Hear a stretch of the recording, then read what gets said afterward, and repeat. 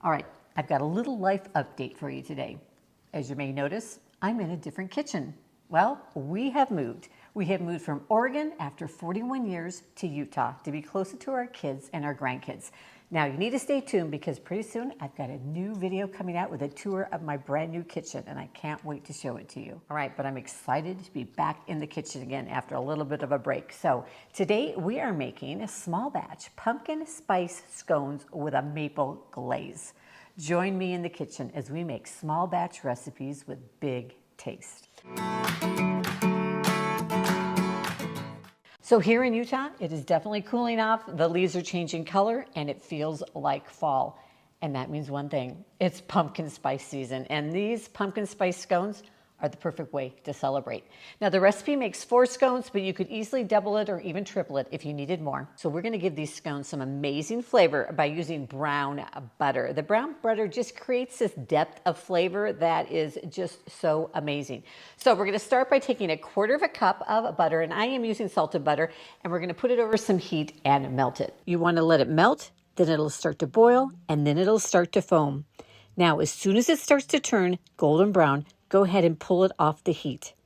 You can pour the melted brown butter into a bowl so that it does not continue to cook in the pan. All right, we have our brown butter done. Can you see how beautiful and golden brown that is? Yeah, and it smells amazing. We're gonna set it aside, let it cool down, and we are going to mix together our dry ingredients. We're gonna start with our flour. I'm just using I like an unbleached all-purpose flour, and we're gonna use 1 cup and 1/2 of flour.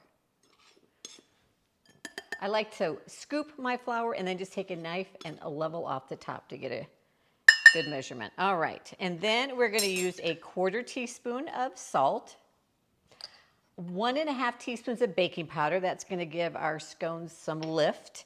We're going to put in, I'm gonna use brown sugar in these since we're going for more of a fall vibe.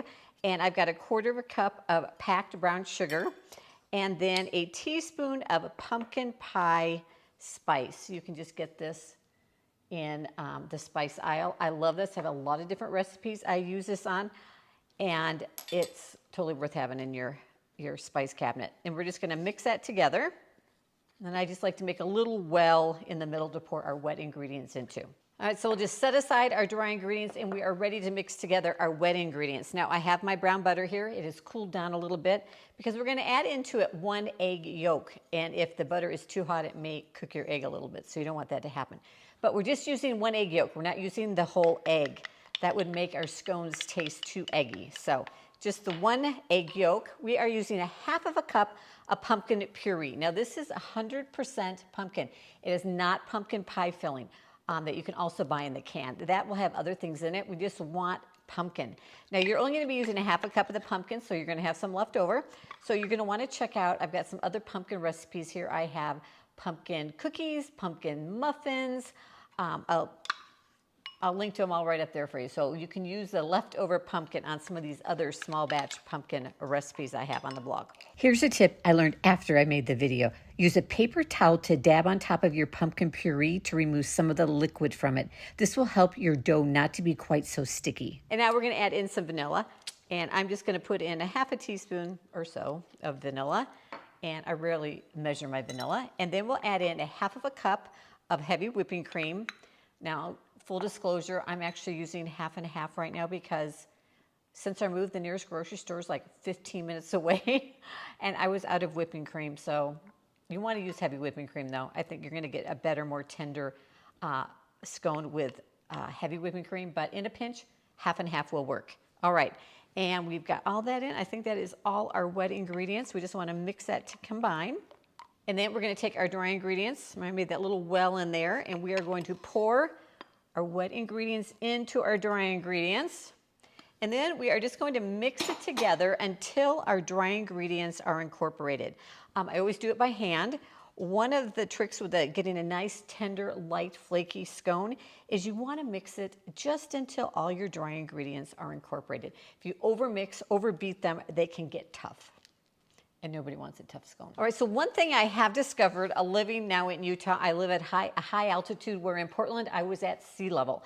I found that I sometimes have to add a little bit more flour into my dough, which is the case with this scone recipe. So I'm going to leave it the way it is written, but I added in 1 to 2 tablespoons more flour because it was damp. And because of the pumpkin puree in this recipe, in this scone recipe, typically, because we use melted butter and we use pumpkin puree, it's more wet ingredients, so the dough is a little wetter than a typical scone dough. So just be aware of that, that if it's going to be a little damper, stickier than maybe you're used to if you've made other scones, but it's totally okay and totally normal, and that brown butter is going to make it taste delicious. So anyway, I did, I've had a fly in my kitchen. Wow, sorry about that. But anyway, you are just, know you may need to add a little bit more flour. So we're going to be ready to bake them now. We're going to take my baking sheet, which I've lined with some parchment paper, and we're just going to take our dough, pop it out onto our parchment lined sheet, and just want to form it. If it's so sticky that it's sticking to your hands, go ahead and add a little bit more flour to it, but no, don't over flour it. But we're going to pat it into just a round disc. It's going to be about, I don't know, about an inch thick or so. See, there we go, yeah. And then I'm going to grab my bench scraper. Oh, wrong drawer. I'm trying to get used to what is in what drawer around here. But we're just going to take this bench scraper. You could use a knife, and we're going to cut it into 4 pieces. All right, so just cut down halfway, and then halfway the other way. And then we're just going to take them and separate them out slightly. All right, so there's a little bit of breathing space, a little bit of room for them to kind of expand as they bake. All right, and then they're ready to go into a 400-degree oven for about 15 to 20 minutes, depending on your oven. Now, one option you can have before you put them into the oven, especially if you're not going to glaze them, we're going to glaze these with a delicious maple glaze, which I think you really should make. But for some reason you don't want to, what I like to do is take a little bit of just raw sugar and sprinkle it on the top. It just adds an extra little bit of sweetness, because these are a little bit more savory than sweet with that pumpkin in it. So I just add a little raw sugar. But even if I'm going to put a glaze on, sometimes I add the raw sugar too. So into a 400-degree oven for 15 to 20 minutes.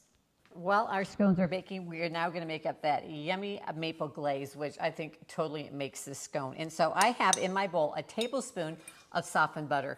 And I've just taken my spoon and kind of mashed it around a bit. That'll make it easier to incorporate. We are going to use 3 tablespoons of maple syrup. And this is the real stuff. Don't use that fake pancake syrup stuff. You got to use maple syrup, real maple syrup, okay? Just like that. That's what we're using. And then I'm going to add in a half of a cup of powdered sugar. And then we're just going to mix that together till it is a nice kind of glazing consistency.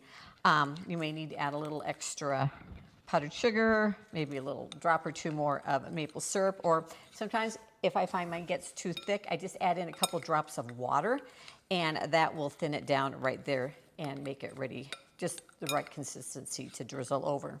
Right, they are out of the oven. They have cooled down just a little bit. I like to let them cool a bit before I put the glaze on them, so the glaze doesn't totally melt in to the scone, but you can see we've got some nice little cracking going in there. That's what you want. It gives you a nice flaky biscuit. I've got my glaze ready, and I've got it so that it's just, see, nice spreading consistency. And we're just going to drizzle or spread it over the top of these scones. Now you can put as little or as much on as you like. This maple glaze is pretty amazing, if I do say so myself, so I'm kind of generous with it. But these scones are the perfect way to welcome fall. They are delicious anytime. And if you've got that leftover pumpkin, don't forget to check out some of my other pumpkin recipes here on the YouTube channel. I'll put them right down there, and I'll see you in the next video.